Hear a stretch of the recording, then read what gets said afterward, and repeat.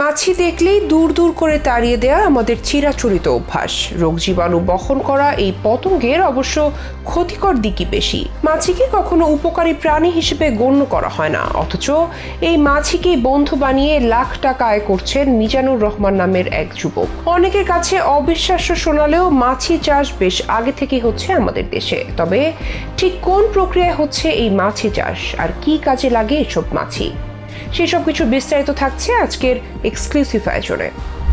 মাছি চাষে লাখ টাকা আয় হচ্ছে শুনে শুরুতে অবাক লাগতে পারে, তবে ভোলার যুবক মিজানুর রহমান এটাই বাস্তবে পরিণত করেছেন। ব্ল্যাক সোলজার মাছি চাষ করে আজ তিনি স্বাবলম্বী, এমনকি তারই মাছি রক্ষণাবেক্ষণে আছে 1.5 ডজন শ্রমিক। আরটিভিকে দেয়া এক সাক্ষাৎকারে মিজানুর রহমান জানান, প্রতিদিন তার খামারে উৎপাদন হচ্ছে 100 থেকে 150 কেজি লার্ভা। এর প্রতি কেজি লার্ভা বিক্রি হয় 40 থেকে 45 টাকায়।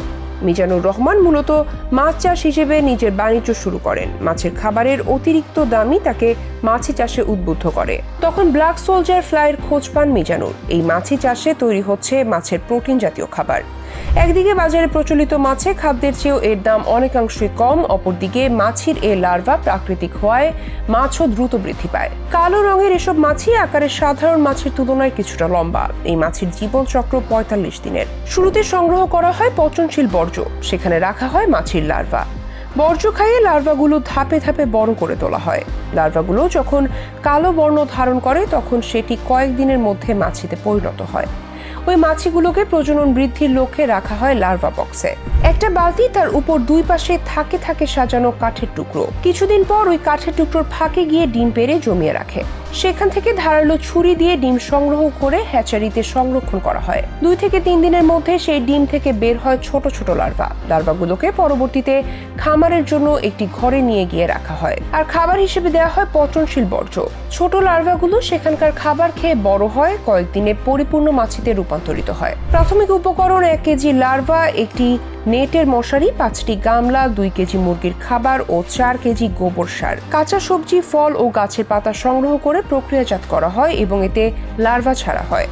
লার্ভা পরবর্তী সময় মাছিতে রূপান্তরিত হলে ডিম দেয়। একটি মাছি 700 থেকে 800 ডিম দেয় এবং সেগুলো আবার লার্ভায় পরিণত হয়। কিছু লার্ভা পরিপূর্ণ মাছি উৎপাদনের জন্য ব্যবহৃত হয়। এই লার্ভাগুলো নেটের মধ্যে রাখা হয় এবং ডিম পাড়ার জন্য কাঠের টুকরো রাখা হয়। কালের কণ্ঠ পত্রিকায় 2022 সালের এক প্রতিবেদন থেকে জানা যায়, বরিশালের বানারীপাড়ায় এস ইসলাম এগ্রো ফার্মের স্বত্বাধিকারী সফল কৃষক মোহাম্মদ সুলতান হোসেন এই মাছি চাষ করে সফলতা পেয়েছেন। তিনি জানান, 3 মাস ধরে অনলাইনে মাছির লার্ভা বাজারজাত করে আসছেন। প্রতি কেজি 2500 টাকা দরে বিক্রি করছেন। প্রতিদিনই অর্ডার বাড়ছে। মোহাম্মদ সুলতান হোসেন বানরীপাড়া উপজেলার সালিয়াবাগপুর ইউনিয়নের কৃষ্ণপুর গ্রামে তার বিশাল এগ্রো ফার্মে আম, পেয়ারা, বড়ই, মাল্টা ও বায়োফ্লক্সে মাছ চাষের পাশাপাশি কালো মাছি চাষ ও এর লার্ভা উৎপাদন করে চমক সৃষ্টি করেছেন। এই পোকা ও লার্ভা হাঁস, মুরগি ও মাছের সুপার ফিড হিসেবে পরিচিত। এটি প্রোটিন 50 থেকে 55% ও ফ্যাট 20% মিলিয়ে ভিটামিন ও ক্যালসিয়াম সহ পুষ্টিগুণে সমৃদ্ধ। এমনকি এটি খাওয়ালে অন্য কোনো ভিটামিনের দরকার হয় না। এতে উৎপাদন খরচ তেমন নেই বললেই চলে। অন্যান্য খাবারের চেয়ে এই লার্ভা 80% খরচ বাঁচায়। অন্যান্য খাবার যেখানে 100 কেজি লাগে, সেখানে মাত্র 20 থেকে 25 কেজি লার্ভাই যথেষ্ট। প্রথমে 2000 টাকায় 1 কেজি লার্ভা কিনে ব্যবসা শুরু করলে আজীবন লাভ করা যায়। এতে উৎপাদন খরচ 50% বাঁচে।